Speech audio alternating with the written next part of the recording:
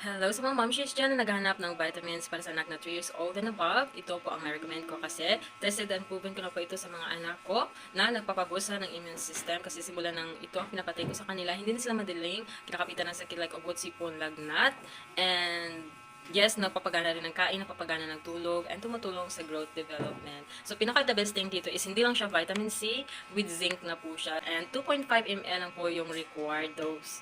O, diba? So, alam nyo ba na hindi na ako napapawala nito kasi so far, ito po yung pinaka-effective na vitamin sa mga anak ko na affordable lang din siya kumpara sa ibang mga branded vitamins. So, kasi nakatry na rin ako ng ibang mga branded vitamins and same lang po yung effectiveness niya sa mga anak ko. So, dito na ako talaga kasi mas mura siya as sa mga branded vitamins na same lang naman yung effectiveness niya, diba? So, kung gusto nyo i-try ito, check nyo lang dyan sa yellow basket sa ibaba or check nyo sa showcase ko sa aking bio. So, that's all for today.